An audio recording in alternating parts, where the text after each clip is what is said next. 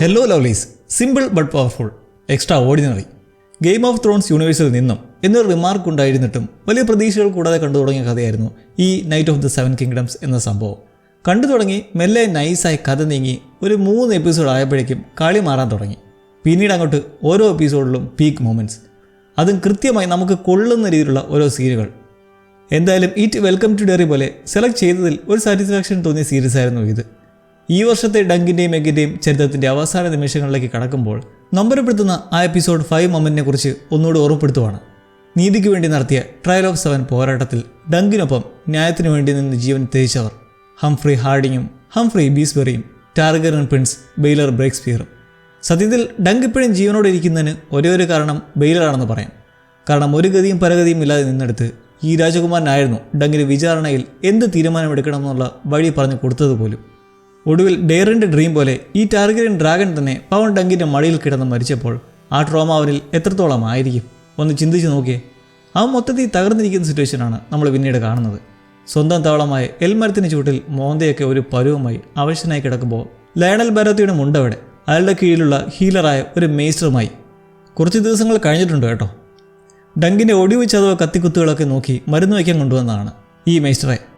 കത്തിക്കുത്ത് മാത്രം കൊണ്ട് തന്നെ ശരീരത്ത് 5ഓളം കീറ്റിലുണ്ട്, അതുകൂടാതെ സതവുകളും. ലയണലിനെ നോക്കിയാൽ അയാളുടെ കാലിലാണ് പ്രശ്നം. ആരോ മോന്തക്കിട്ട് ചാമ്പിയിട്ടുള്ളതായി ആ കണ്ണ് കല്ലിച്ചിരിക്കുന്നത് കണ്ട് പിടിയിട്ടു. ഹെഡ്ജിനായിട്ട് സാഡാണേലും ബാരത്തിൻ്റെ സന്തോഷത്തിനുള്ള പ്രധാന കാരണം ട്രയൽ ഓഫ് 7 അയാൾക്ക് പോരാടാൻ പറ്റി എന്നതിനെക്കുറിച്ച് ഓർത്തിട്ടാണ്. കാരണം ഒരു 100 വർഷത്തിനിടയ്ക്കുള്ള ആദ്യത്തെ ട്രയൽ ഓഫ് 7 ആയിരുന്നു ഇപ്പോൾ കഴിഞ്ഞത്. വളരെ റയറായി നടക്കാറുള്ള ഈ വിചാരണയിൽ പങ്കെടുത്തതിലൂടെ ചരിത്രത്തിൽ തൻ്റെ പേരിങ്ങനെ ഇടം പിടിക്കുകയും ചെയ്തിട്ടുണ്ട്. ഡങ്കിനോട് തൻ്റെ ഒപ്പം സ്വന്തം കോട്ടയിലേക്ക് വരാനും അവിടെ ഒരു സഹോദരനെ പോലെ സ്നേഹിച്ചും കണ്ടും കഴിയാമെന്നൊക്കെ ഒരു നല്ല ഓഫർ കൊടുക്കുന്നുണ്ട് പുള്ളി. ഇതുപോലൊരു വാഗ്ദാനം ഡങ്ക് ഒരു സമയത്ത് ഏറെ ആശിച്ചതാണ്. പക്ഷേ ഇപ്പോൾ അവൻ്റെ മനസ്സ് ഇതിലൊന്നുമല്ല. അവനെല്ലാം മതിയായെന്ന പോലത്തെ സിറ്റുവേഷനാണിപ്പോൾ. ഇങ്ങനെ സംസാരിച്ചിരിക്കെ ഇതിനിടയ്ക്ക് മേസ്റ്റർ ഡങ്കിൻ്റെ പള്ളയ്ക്ക് കുന്നം കൊണ്ടുള്ള മുറിവ് കണ്ട് ഞെട്ടി അത്രയും ഭാഗം മോശമായിരിക്കുവാണെന്നും തന്നെ കൊണ്ടൊന്നും ചെയ്യാൻ പറ്റില്ലെന്നും പറയുന്നുണ്ട്. പിന്നെ താൻ എന്ത് മേസ്റ്ററാടോ പന്നെ എന്ന് ലയണൽ തിരിച്ചുവിട്ട ശേഷം വീണ്ടും ഡങ്കിനെ കൂടെ കൂട്ടാനുള്ള സംസാരം തന്നെ. ഒരു വലിയ യുദ്ധം വരാൻ പോവുകയാണെന്നും നമ്മൾ ഒരുമിച്ചാൽ അതിനെ ശക്തമായി നേരിടാമെന്നൊക്കെ പറയുന്നുണ്ട്. ഡ്രാഗണുകളുടെ കാര്യത്തിൽ ചത്ത ഡ്രാഗൺ മാത്രമാണ് നല്ലതെന്ന് പറയാൻ പറ്റുന്നത്. കാരണം തെണ്ടിത്തരവൊന്നും കാട്ടില്ല എന്ന് ബാരത്തിയൻ ടാർഗറിയൻസിനെ കുറിച്ച് പറയുന്നത് ഡങ്കിന് ദേഷ്യമുണ്ടാക്കുന്നതിന് കാരണം ബെയ്ലർ തന്നെയാണ്. അദ്ദേഹം തനിക്ക് വേണ്ടി പോരാടി മരിച്ചതുകൊണ്ടാണ് താൻ ഇപ്പോഴും ജീവിച്ചിരിക്കുന്നതെന്നും കുറച്ചുകൂടെ റെസ്പെക്റ്റ് കൊടുത്ത് സംസാരിക്കാനും ഡങ്ക് ഇമോഷണൽ ആവുന്ന കണ്ട് ചൊറിഞ്ഞു കയറുന്ന ലയണലും. കാരണം അയാളുടെ ചിന്ത ഇങ്ങനെയാണ്: എന്ത് ബെയ്ലർ, ഹാർഡിങ്ങും ബീസ്ബെറിയുമാണ് ത്യാഗം ചെയ്തത്, താൻ ഉൾപ്പെടെയാണ് നിനക്ക് വേണ്ടി പോരാടിയത്. ബെയ്ലർ ചെയ്തതെന്താ? അയാളെ സംരക്ഷിക്കാമെന്ന് ശബ്ദം ചെയ്തിട്ടുള്ളവർക്കെതിരെ നിന്നു. തിരിച്ചൊന്നും ചെയ്യില്ലെന്ന് ഉറപ്പിൽ നിന്ന ബെയ്ലർ ഒരു റിസ്ക്കും എടുത്തിട്ടില്ല. ഞങ്ങളൊക്കെയാണ് നിനക്ക് വേണ്ടി പോരാടിയത്. അയാൾ കാണിച്ച് ഈ ചെറ്റത്തിലാണ് ഈ വിധി വന്നതെന്ന് പറയുന്ന ലയണലിന് പിന്നെന്തുകൊണ്ട് തന്നെ ദൈവം വെറുതെ വിട്ടു എന്ന ഡങ്കിൻ്റെ ചോദ്യത്തിന് ഒരു ഉത്തരവുമില്ല. എന്നായാലും വരുന്നെങ്കിൽ വാ, ഞാനവിടെ കൂടാരത്തിൽ തന്നെ കാണാം എന്ന് പറഞ്ഞ് പോകുമ്പോൾ നമുക്ക് തൽക്കാലത്തേക്ക് ലയണൽ ബാരത്തിനോട് വിട പറയാം. ഒരു യുദ്ധം ഉടനുണ്ടാകുമെന്ന് ലയണൽ പറയുന്നത് പോസിബിളി ബ്ലാക്ക് ഫയർ റെബലിയനാണ്. ആഷ്ഫോർഡ് ടൂർണമെൻറ്റിന് 3 വർഷം പിന്നിടുന്ന ആ കാലത്ത് തുടങ്ങുന്ന ബ്ലാക്ക് ഫയറിൻ്റെ 2ാമത്തെ വിപ്ലവം. ഡങ്ക് ആൻഡ് എഗ് നോവലാസിൻ്റെ 3ാമത്തെ സമാഹാരം ഈ ബാക്ക് ഡ്രോപ്പിലാണ് വന്നിട്ടുള്ളത്. ബ്ലാക്ക് ഫയർ റെബലിനെ കുറിച്ച് പറയുകയാണെങ്കിൽ പല സമയങ്ങളിലായി മൊത്തം 5 തവണ ഇങ്ങനെ വിപ്ലവം പൊട്ടിപ്പുറപ്പെട്ടിട്ടുണ്ട്. അതേക്കുറിച്ച് നമുക്ക് പിന്നീടൊരു വീഡിയോയിൽ നോക്കാം. ഇപ്പോൾ മഹാനായ രാജകുമാരൻ്റെ സംസ്കാര ചടങ്ങ് നടക്കുവാണ്. ഡങ്ക് മലയോരത്ത് നിന്ന് പുകയെരിയുന്നത് നോക്കി നിൽക്കുമ്പോൾ അത് ബെയ്ലറിൻ്റെ ശേഷിക്കുന്ന അംശങ്ങൾ ലോകത്തെ വിട്ടു പോകുന്നതാണ്. ട്രയൽ ഓഫ് 7 തുടങ്ങി വെച്ച് ബ്ലെസ്സിങ് കൊടുത്ത ആൻഡലിൻ്റെ ചിഹ്നമുള്ള വസ്ത്രം ധരിച്ച ആ പുരോഹിത തന്നെ സംസ്കാര ചടങ്ങ് നടത്തുമ്പോൾ ആഷ്ഫോർഡിലേക്ക് എത്തിയുള്ള സകല കുടുംബക്കാരുമുണ്ട്. സ്വന്തം ചോരയും അവരുടെ പങ്കാളികളും സുരക്ഷാ സന്നാഹങ്ങളും ഒപ്പം ബെയ്ലറിൻ്റെ പിതാവും ടാർഗറിയൻ രാജാവുമായ കിങ് ഡെയ്റൻ ദ സെക്കൻഡും പിന്നെ ആഷ്ഫോർഡിലെത്തിയിട്ടുള്ള ചില സാമ്രാജ്യങ്ങളുടെ ഉന്നതരും ഈ ഒരു സംസ്കാര ചടങ്ങിലേക്ക് എത്തിയിട്ടുണ്ട്. മേക്കയുടെ മുഖത്ത് നല്ല കുറ്റബോധവും പശ്ചാത്താപവും കാണാം. തീർച്ചയായും സ്വന്തം സഹോദരനെ വധിക്കണമെന്ന് അയാൾ ചിന്തിച്ചിട്ടില്ല. മനഃപൂർവ്വം അങ്ങനെ സംഭവിക്കാൻ വേണ്ടിയിട്ട് ഒന്നും ചെയ്തിട്ടുമില്ല. പക്ഷേ നടന്നത് ഈ ജീവിതം മൊത്തം ഒരു ബ്ലാക്ക് മാർക്കായി കൂടെ തന്നെ കാണാം. അങ്ങനെ ചടങ്ങിന് ശേഷം എല്ലാം മെരിഞ്ഞു തുടങ്ങി കഴിയുമ്പോൾ ഡങ്ക് അവിടേക്ക് എത്തുന്നുണ്ട്. മകൻ വലാർ അപ്പോഴും അവിടെ തന്നെ ഇരിക്കുവാണ്. അവന് പിതാവിനോട് വലിയ സ്നേഹമായിരുന്നു. തൻ്റെ പൂർവികരെക്കാളും ഏറ്റവും നല്ല രാജാവെ വാഴുമെന്ന് വിശ്വസിച്ചിരുന്ന പിതാവിനെ നഷ്ടമായപ്പോൾ അദ്ദേഹം അണിഞ്ഞിരുന്നത് വലാറിൻ്റെ സംരക്ഷണ കവചവും കാര്യങ്ങളുമൊക്കെ ആയിരുന്നു എന്നുള്ളത് അവൻ അതിലേറെ വേദനയാണ്. കാര്യം ടോർണി കാണാൻ ക്ഷണം സ്വീകരിച്ചെത്തിയായിരുന്നുവെങ്കിലും ബെയ്ലറൊന്നും പോരാടണം വന്നതല്ലായിരുന്നല്ലോ. അതുകൊണ്ട് ആറുമുറം കൈവശം ഉണ്ടായില്ല. പെട്ടെന്നിങ്ങനൊരു സാഹചര്യം വന്നതുകൊണ്ട് മകൻ്റെ ആറുമുറം കടവെടുത്ത് അണിഞ്ഞ് പോർക്കളത്തിലേക്ക് ഇറങ്ങിയതായിരുന്നു പാവം. ഹെൽമറ്റൊക്കെ ഊരാനും ഇടാനും ഇത്തിരി പാടുപെട്ടതും അതൊക്കെ കൊണ്ടാണ്. ഡങ്ക് വലാറിനടുത്തെത്തി അനുശോചനം അറിയിച്ച് ആ മകൻ്റെ സങ്കടം കണ്ട് തിരിച്ച് മെഡോസിലൂടെ നടക്കുമ്പോൾ എല്ലാം പെറുക്കി കിട്ടുന്ന പരിപാടിയാണ്. ഹൗസുകളുടെ എല്ലാം കൂടാരം മടക്കിയെടുക്കുന്നതോടൊപ്പം തന്നെ വിൽപ്പനക്കാരും സ്ഥലം കാലിയാക്കുന്നതിന് കാരണം 3 ഉന്നതരുടെ അപ്രതീക്ഷിതമായ മരണത്തിന് കാരണമാക്കിയ ടോണി തന്നെ അവിടെ പൂർണ്ണമായി ഉപേക്ഷിച്ചിരിക്കുകയാണ്. അങ്ങനെ നടക്കുമ്പോഴേക്കാണ് ഡങ്കിനെ നമ്മുടെ റെയ്മണ്ട് വിളിക്കുന്നത്. സത്യത്തിൽ ഇവനാണ് ദ റിയൽ MVP എന്ന് പറയാം ഈ കഴിഞ്ഞ പോരാട്ടത്തിലെ, അല്ലേ? 2 ദിവസം മാത്രം പരിചയമുള്ള ഒരു സുഹൃത്തിനു വേണ്ടി ചെക്കൻ ഒരു നൈറ്റായി പ്രഖ്യാപിക്കപ്പെടുകയും ചെയ്തു. സ്വന്തം കസിൻ ബ്രദറിനും വലിയ പ്രമുഖർക്കുമെതിരെ നിന്ന് പൊരുതുകയും ചെയ്തു. അതും ഒരു പ്രാക്ടീസ് പോലുമില്ലാതെ അവൻ്റെ ഉള്ളിലെ ചങ്കൂറ്റം വെച്ചിട്ട്. ഒരു പാവപ്പെട്ട ആത്മാർത്ഥ സ്നേഹി എന്ന് പറയാം റെയ്മണ്ടിനെ. ബെയ്ലറിനെ അരിച്ച സ്ഥലത്തേക്ക് ഡങ്ക് പോയെന്നറിയുമ്പോൾ റെയ്മണ്ടിന് അതിശയമാണ്. എങ്ങനെ അത് കാണാനുള്ള ധൈര്യം ഉണ്ടായി എന്ന് ചോദിച്ചിട്ട്. തീർച്ചയായും ആ ധൈര്യം വന്നല്ലേ പറ്റൂ. സ്വന്തം ജീവൻ ഇപ്പോഴും നിലനിൽക്കുന്നതിൻ്റെ കാരണക്കാരനെ ആ മഹാമനസ്സല്ലേ. റെയ്മണ്ടിൻ്റെ കാര്യം നോക്കിയാൽ ഈ ട്രയൽ കഴിഞ്ഞതോടെ അവൻ്റെ കസിൻ സ്റ്റെഫോൺ ടെൻറ്റിൽ നിന്ന് ചവിട്ടി പുറത്താക്കി. ഒട്ടുമിക്ക ഫോസോവേസിനുമെതിരെ വിശ്വാസവഞ്ചന നടത്തിയെന്ന് പറഞ്ഞിട്ട്. അതുകൊണ്ട് മറ്റൊരു ടെൻറ്റ് കെട്ടിയാണ് പിന്നീട് അവിടെ നിന്നതെങ്കിലും എന്നാൽ റെയ്മണ്ടും വിട്ടുകൊടുക്കാൻ തയ്യാറല്ല. ഹൗസ് ഫോസോവയുടെ മറ്റൊരു ബ്രാഞ്ച് താൻ സ്വയം എസ്റ്റാബ്ലിഷ് ചെയ്യാൻ പോവാണ്. ഗ്രീൻ ആപ്പിൾ ഫോസോവേ. മാത്രമല്ല പരിചയ്ക്ക് സ്വന്തമായി ഒരു ചിഹ്നവും കണ്ടെത്തി കഴിഞ്ഞു, ഗ്രീൻ ആപ്പിൾ. അതെന്താണെന്ന് വെച്ചാൽ സ്റ്റെഫോണിൻ്റെ പഴുത്ത് ചെയ്യുന്ന ചുവന്ന ആപ്പിളിനേക്കാളും എന്തുകൊണ്ടും നല്ലത് പച്ച ആപ്പിളാണെന്ന് അവന് തോന്നി. റെയ്മണ്ട് സ്വന്തം കാലിൽ നിൽക്കാൻ തുടങ്ങുന്നത് ഡങ്കിന് സന്തോഷമുള്ള കാര്യങ്ങളാണെങ്കിലും അവൻ്റെ മനസ്സിൽ ബെയ്ലർ മരിച്ചതിന് കാരണം താനാണെന്ന് നാട്ടുകാരടക്കം എല്ലാവരും കുറ്റപ്പെടുത്തി നടക്കുമായിരിക്കും എന്നാലോചിച്ചുള്ള വല്ലായ്മയാണ്. അങ്ങനെ അവിടെ നിൽക്കുമ്പോൾ ഒരു ഗൗരവമേറിയ വിഷയം. ടാർഗറിയൻ ഭടന്മാരെത്തിയിട്ടുണ്ട്. റീസൺ മേക്കർ ടാർഗറിയന് അത്യാവശ്യമായി ഡങ്കിനെ കാണണം. അതുകൊണ്ട് കൂട്ടിക്കൊണ്ടുപോകാൻ വന്നതാണ്. ഈ സമയത്ത് നല്ലവനായ റെയ്മണ്ട് നിന്ന് ധീരമായി പറയുന്നുണ്ട്, അത് നടക്കില്ല. ഡങ്ക് ഇപ്പോൾ തന്നെ പരമാവധി അനുഭവിച്ചു. ഇനിയും ഒരു പ്രശ്നത്തിന് അവൻ വരില്ലെന്ന് പറഞ്ഞിട്ട്. എന്തൊക്കെ പറഞ്ഞാലും ആ സ്നേഹം ഒരു വലിയ കാര്യം തന്നെ. റെയ്മണ്ടിനെ പോലെ ഫ്രണ്ടിനെ കിട്ടണമെങ്കിൽ ഭാഗ്യം വേണം. ഡങ്ക് പക്ഷേ റെയ്മണ്ടിനോട് സാരമില്ല സുഹൃത്തെ, എനിക്കൊന്നും സംഭവിക്കില്ല എന്ന് പറഞ്ഞു പോകുന്നു. ഒരു കൺഗ്രാജുലേഷൻ കൊടുത്തിട്ട്.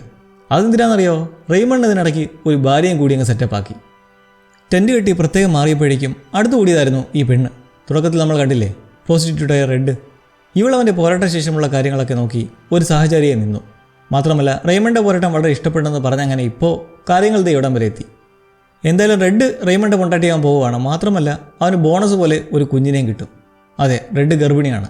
അത് അവൻ്റെ കുഞ്ഞാണെന്നും അതിലൂടെ തൻ്റെ പൈതൃകം തുടങ്ങാൻ പോവുകയാണെന്നും പറയുന്നതൊക്കെ കണ്ടിട്ട് ഡങ്കിന് മൊത്തത്തിൽ കിളിപോയ മട്ടാണ്. എന്തായാലും അവന് നല്ല ജീവിതം ആശംസിച്ച് പോകുന്നു. റെയ്മണ്ട് വളരെ നല്ലവനാണ്, സ്നേഹമുള്ളവനാണെന്നൊക്കെ അറിയാം. ഇതിപ്പോൾ ഒരു മണ്ടനോടാണെന്ന് തെളിഞ്ഞിരിക്കുകയാണ്. അങ്ങനെ ആഷ്ഫോർഡ് കൊട്ടാരത്തിലേക്ക് ഒരിക്കൽ കൂടി കയറി ചെല്ലുമ്പോൾ മുന്നൊരിക്കൽ കടന്നു കയറിയ സമയത്ത് അവിടെ ബെയ്ലറും സഹോദരനും ഉണ്ടായിരുന്നെങ്കിൽ ഇപ്പോൾ മേക്കർ മാത്രം. മേക്കർ വിളിപ്പിച്ചത് മെയിനായിട്ട് ഒരു പ്രൊപ്പോസലിനെ പറ്റി പറയാനാണ്. പക്ഷെ അതിനു മുന്നേ തൻ്റെ സഹോദരനെക്കുറിച്ച് പറയാതിരിക്കാൻ കഴിയുന്നില്ല. ഡങ്കിനെ പോലെ മേക്കറും ചിന്തിക്കുന്നു. ജനങ്ങളെല്ലാം പറഞ്ഞു നടക്കുന്നത് താൻ സഹോദരൻ ബെയ്ലറെ മനഃപൂർവ്വം കൊന്നു എന്നായിരിക്കും. മരണം വരെയും ഇങ്ങനൊരു സംസാരം കേൾക്കേണ്ടി വരും. പക്ഷേ സത്യം ദൈവത്തിനറിയാം, തനിക്കങ്ങനെ ഒരു ഉദ്ദേശവും ഉണ്ടായിട്ടില്ല. ഇതിപ്പോൾ ഇതിനിടയ്ക്കൊരു കാര്യം, മേക്കർക്ക് രാജാവാകാൻ വേണ്ടിയിട്ടാണ് ബെയ്ലറിനെ മനഃപൂർവ്വം കൊന്നതെങ്കിൽ സിംഹാസനത്തിലേക്ക് ഇനിയും 6 പേരുടെ ദൂരമുണ്ട്. സോ അതെന്തായാലും അല്ല.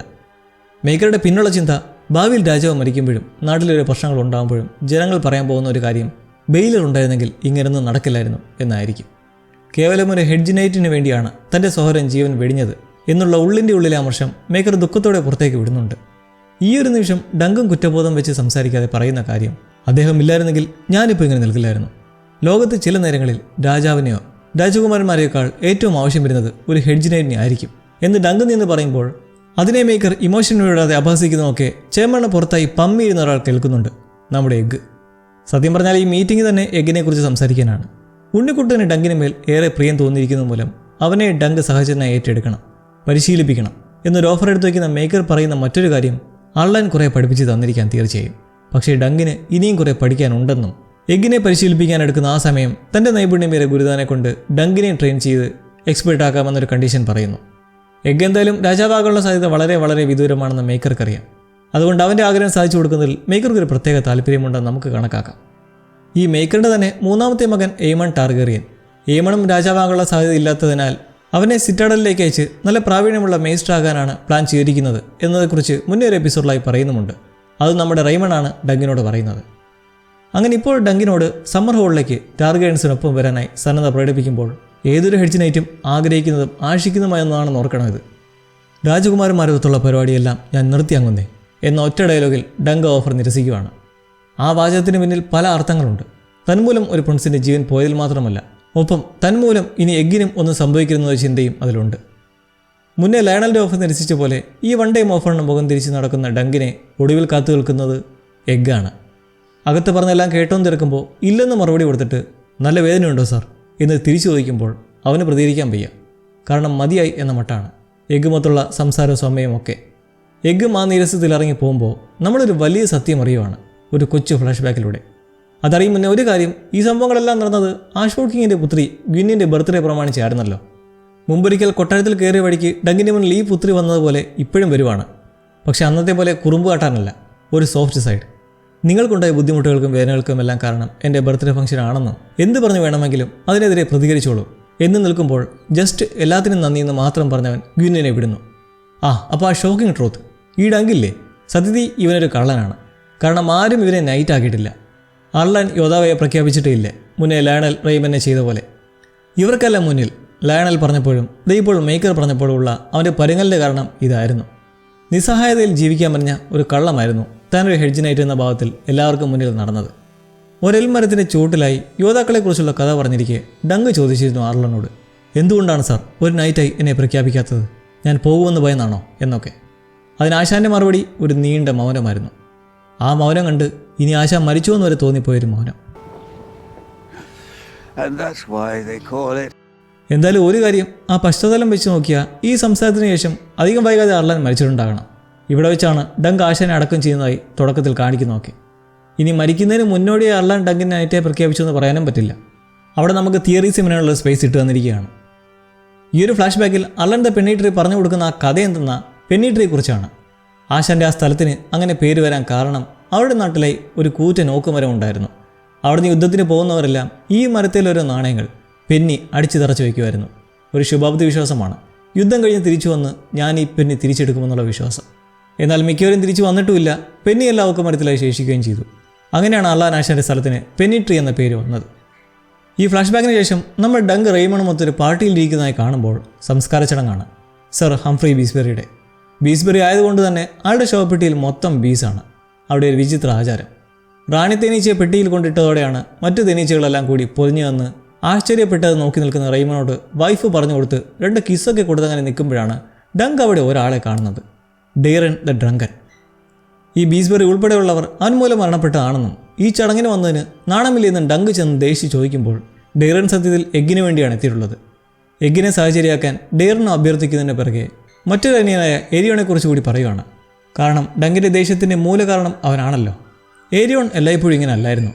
നല്ലൊരു കുഞ്ഞനുജനായിരുന്നു കുട്ടിക്കാലത്ത്. പക്ഷേ കാലവും അഹന്തയും മാറ്റിയതാണ് അവനെ. കുട്ടിക്കാലത്ത് നല്ലൊരു തുണ ഉണ്ടായിരുന്നതിൽ അവൻ ഒരിക്കലും ഇങ്ങനെ ആകുമായിരുന്നില്ല എന്നൊക്കെ പറയുമ്പോൾ നമുക്കിപ്പോൾ ഏരിയോണെന്ന് നോക്കിയാലോ, ആൾ മരിച്ചിട്ടില്ല, തീരെ ആവശ്യനായി കട്ടിൽ കിടപ്പാണ്. യവനെ ഇനി കുറച്ചു കാലത്തേക്ക് കിഴക്കൻ പ്രദേശത്തേക്ക് അയക്കാൻ പോവുകയാണെന്നും അങ്ങനെയും മനസ്സ് മാറട്ടെ എന്ന് മുന്നേ സംസാരിച്ച വഴിക്ക് മേക്കർ ഡങ്കിനോട് പറഞ്ഞിരുന്നു. എന്തായാലും ഇപ്പോൾ ഡെയ്റൻ കുട്ടിക്കാലത്തെക്കുറിച്ച് അങ്ങനെ പറയുന്നത് ഡങ്കിന് റയവുണ്ടാക്കുമ്പോൾ കൊട്ടാരത്തിൽ എഗ്ഗ് ഒരു അറ്റാക്കിന് മുതിരുന്നു. മൊട്ടത്തലയിൽ മുടി വീണ്ടും വന്നു തുടങ്ങുന്നത് കണ്ട് അവൻ്റെ മനസ്സിലേക്ക് വരുന്നത് ഏരിയോണാണ്. മുമ്പൊരിക്കൽ വെറുതെ ആണെങ്കിലും പറഞ്ഞിരുന്നില്ലേ തൻ്റെ സഹോദരൻ ഏരിയോണെ പോലെ തോന്നിക്കാതിരിക്കാനാണ് മുടി കളഞ്ഞതെന്ന്. ഇപ്പോൾ ഏരിയോണെ ഓർമ്മ വന്ന് കടുത്ത ദേഷ്യത്തിൽ, ഒരു കത്തിയുമായി കൊല്ലാനുള്ള ദേഷ്യത്തിൽ അവൻ കിടക്കുന്ന മുറിയിൽ വന്ന് വിറച്ചു നിൽക്കുമ്പോൾ മേക്കറും അവിടെ ഇതെല്ലാം കണ്ട് മിണ്ടാതെ തന്നെ ഉണ്ട്. കാരണം അദ്ദേഹത്തിനും അറിയാം എഗ്ഗിൻ്റെ ഉള്ളിലെ ഏരിയോണുള്ള ദേഷ്യം. മേക്കർ അടുത്തേക്ക് വന്ന് നിൽക്കെ ചെക്കൻ കത്തി താഴിയിട്ട് പിതാവിനെ ചാരി നിൽക്കെ ബടൻ വന്ന് പറയുവാണ് ഡങ്ക് ഒന്ന് കാണണമെന്ന് പറഞ്ഞ് വന്ന് നിൽപ്പുണ്ടെന്ന്. എഗ്ഗിനെ സാഹചര്യമായി കൂടെ കൂട്ടാം എന്ന സന്തോഷ വാർത്ത. ഡെയ്റൻ്റെ സംസാരത്തിൽ നിന്ന് ഡങ്കിന് അങ്ങനെ ഒരു ബുദ്ധി തോന്നിയപ്പോൾ എന്നാൽ അത് സമ്മർലാൻഡ്സിൽ നടക്കില്ല. മറിച്ച് ഡങ്കിനൊപ്പം ഒരു ഹെഡ്ജ് നൈറ്റിനൊപ്പം അവരെങ്ങനെ വിധികൾ പരിശീലിച്ചെടുക്കുന്നുവോ അതുപോലെ പരിശീലിപ്പിച്ചെടുക്കാം. സത്രത്തിൽ കഴിയേണ്ടി വരും, ചിലപ്പോൾ തൊഴുത്തിൽ കിടന്നുറങ്ങേണ്ടിയും വരും. അങ്ങനെ ഒരു സഞ്ചാരിയായ ഹെഡ്ജ് നൈറ്റിൻ്റെ സാഹചര്യമായി എഗ്ഗിനെ വിടാൻ തയ്യാറാണെങ്കിൽ താൻ തയ്യാറെന്ന് ഡങ്ക് നിൽക്കുവാണ്. മേക്കർ എന്ത് പറയും? തീർച്ചയായും പിതാവിന് ഇത് അംഗീകരിക്കാനേ തോന്നുന്നില്ല. അയാൾ തൊട്ട് സമ്മതിക്കില്ല. കാരണം ഡ്രാഗൺ ബ്ലഡ് സിരകളിലൂടെ ഓടുന്ന തൻ്റെ മകനാണ് അവനെന്നും ഏതെങ്കിലും തുരങ്കത്തിൽ കിടന്ന് ഉറങ്ങാനോ ഉപ്പിലിട്ട് ബീഫ് കഴിക്കാനോ അവനെ സമ്മതിക്കില്ലെന്നും പിതാവ് കട്ടയിൽ തന്നെ പറയുന്നതിന് ഡങ്കിൻ്റെ ഒരു മറുപടിയുണ്ട്. അങ്ങയുടെ മൂത്ത മകൻ ഡെയ്റൻ തുരങ്കത്തിൽ കഴിഞ്ഞിട്ടില്ല. ഏരിയോൺ കഴിച്ചിട്ടുള്ളത് നല്ല ശുദ്ധമായ ഇറച്ചിയും.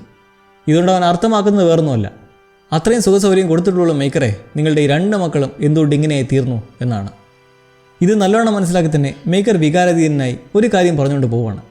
എഗ് അവനെൻ്റെ അവസാനത്തെ മകനാണ്.